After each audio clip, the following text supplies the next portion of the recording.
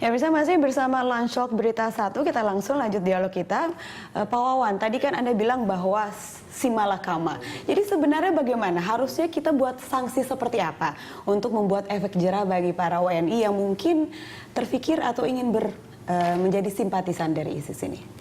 Ya memang karena prosesnya sendiri akan susah ya, artinya untuk harus dengan keputusan pengadilan dan dia punya hak juga untuk banding misalnya. Tapi kalau kita lihat bahwa itu kan perlu BAP, dalam kondisi dia tidak ada di sini, BAP-nya kapan? Kan ini menjadi persoalan, kecuali dia sudah kembali kemudian di BAP. Dan tentu saja namanya proses hukum tentu ada ketepatan orang. Kalau di sini kan banyak alias, banyak nama-nama samaran, kemudian identitasnya dipalsukan semua, ini yang mempersulit. Oleh karenanya, begitu nama itu muncul sekian banyak, ya akhirnya imigrasi sendiri tidak berani memutuskan, oh ini pasti itu karena banyak alias. Maka sanksi itu masih macan ompong sekarang ini untuk menindak tegas mereka. Dan memang diharapkan ada satu revisi-revisi dari aturan itu tegas. Apakah memang terbukti ke sana sudah langsung bisa ketok palu tanpa ada satu BAP, atau bagaimana prosesnya? Kalau revisi apa? Revisi dari ketentuan undang-undang mengenai kewarganegaraan itu sendiri. Artinya menurut pengamatan Anda sudah ada berapa tahun ISIS terbentuk? Ini kalau data dari BNPT sudah ada 34 orang WNI yang bergabung dengan ISIS. Data pemerintah Irak 53. Lalu menurut Menko Polhukam, BIN dan Polri ada 514 orang. Jadi selama sejumlah tahun ini ISIS sudah berdiri, orang-orang ini bebas keluar dan masuk, bergabung begitu saja. Memang ada yang keluar masuk, tapi ada juga yang memang sudah berada di luar negeri. Artinya ada yang sekolah di Mesir yang selama ini terus masuk ke sana, kemudian ada juga di Yaman yang masuk ke sana, atau juga di Yordan, di Sudan, maupun di Saudi. Nah itu yang masuk ke sana dari sejumlah negara, pelajar-pelajar kita tidak bisa ngapa-ngapain, karena prosesinya tahu-tahu ada laporan dari kawan-kawan mereka ke kita bahwa sudah meninggal dalam proses pertempuran. Kita sapa Prof. Irfan di sambungan telepon. Prof. Irfan, ini nampaknya sudah berapa tahun ISIS berdiri, ada banyak warga negara Indonesia yang luput dari pengawasan hukum dan bebas bergabung seperti itu.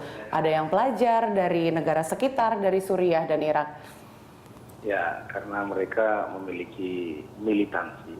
Ya, orang-orang yang memiliki militansi dan semangat ideologi keagamaan itu tidak bisa dibendung. Kalau dianggap mendesak untuk menetapkan dan menegakkan aturan bagaimana setelah kembali, itu saya kira lebih penting aturan yang mencekal mereka agar jangan sampai ke sana. Ini ada 4 kontra yang harus kita terapkan, terutama bagi generasi muda kita, anak-anak sekolah, dimanapun dia berada, yaitu yang pertama kontra ideologi. Ideologi itu harus dilawan dengan ideologi. Ya, tafsiran-tafsiran yang sangat monopoli terhadap istilah-istilah yang disakralkan dalam ajaran Islam, itu yang ditafsirkan secara dangkal dan secara monopoli. Akhirnya itu yang disebarkan. Kemudian ideologi, kontra ideologi. Yang kedua kontra radikal. Orangnya ini kan semua pada radikal, jadi harus kita upayakan agar jangan mereka memiliki pemikiran radikal yang ingin mewujudkan perubahan dengan cepat dengan menggunakan kekerasan. Yang ketiga kontra narasi.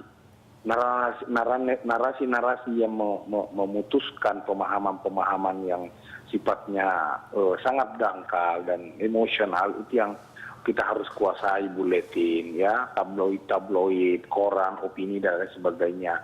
Ini yang harus lebih dikencangkan secara masif. Ini semua penanggulangan kemudian dari akar permasalahan ya, yang tentunya juga tidak kalah pentingnya. Propaganda, ya. Tapi yang saya ingin tanyakan, apabila untuk yang sudah tertangkap ini, Pak Irfan, kira-kira kalau tadi Pak Wawan sudah setuju perlu banyak sekali revisi atas undang-undang yang sekarang sudah berlaku karena pada kenyataannya penegak hukum tidak berjalan. Apa yang kira-kira menjadi sanksi yang paling tepat untuk memberikan efek jerah juga bagi para simpatisan ISIS yang masih berada dalam Indonesia? Ya, saya kira kita tegakkan aturan yang ada. Bagaimana tidak usah kembali ke sini, biar kita siap menerima mereka, atau juga tidak mau mereka kembali ke sini. Mereka kan mau pergi berjihad. Jadi ya jangan pulang sekalian, tinggal aja di sana. tinggal aja di sana. Jadi daripada mereka kembali seperti kasus Afghanistan dulu, mereka kembali ke negara Indonesia. Kita bersyukur kalau mereka tinggal di sana dan sekalian. Yang bahaya ini kalau dia pulang dan berulah menyamakan wilayah aman ini dengan wilayah yang kacau di sana. Prof Irfan, tapi secara hukum Indonesia baiknya harusnya dirubah atau bagaimana untuk mempertegas? Karena kan tadi Prof mengatakan ya Mendy ya, mengatakan sebaiknya mereka tidak balik ke Indonesia. Tapi seandainya mereka balik, apakah pemerintah Indonesia menerima dengan lapang dada atau bagaimana seharusnya?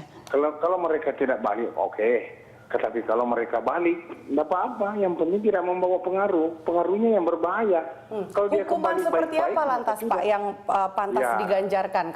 Kalau diterima kembali kan artinya hak warga negaranya tidak dicabut ya? Iya, inilah yang perlu kita upayakan agar mereka jangan membawa pengaruh setelah mereka kembali. Mungkin paling untuk sementara hukuman sanksi administrasi atau apa, tetapi untuk sampai kepada menghukum dan lebih berat lagi, saya kira memang perlu ada penguatan-penguatan hukum, pasal-pasal yang bisa menjebak mereka agar mereka tidak sembarang dan seenaknya kembali dan membawa pengaruh. Ya, saya kira itu. Ini kan yang menjadi pelik karena Anda sudah katakan tadi di segmen sebelumnya, ISIS ini kan bukan negara yang kemudian diakui ya untuk bagi seluruh dunia gitu. Maka dari itu tidak bisa dikenakan juga bergabung oleh tentara ISIS kemudian dicabut WNI-nya seperti itu. Tapi kalau kemudian memang undang-undang ini berevolusi dan kemudian itu bisa dipidanakan, kemudian hak warga negaranya dicabut, ketika mereka ada yang menampung ISIS malah bisa dengan gampang jadi tentara ya. Bukankah kita jadi memfasilitasi radikalisme ini, Pak Irfan? Pandangan Anda? Iya. Ini juga makin perlu kita analisa lebih dalam agar jangan kita tidak salah dan tidak gegabah dalam memutuskan. Itulah saya bilang perlu penguatan hukum. Ya, pasal yang ada di Undang-Undang Nomor 12 Tahun 2006 aja itu yang belum bisa dilaksanakan. Negara lain, ada beberapa negara yang melaksanakan seperti itu. Kalau pulang, ya sudah sekalian, jangan balik lagi, pergi ke sana aja. Jadi itu.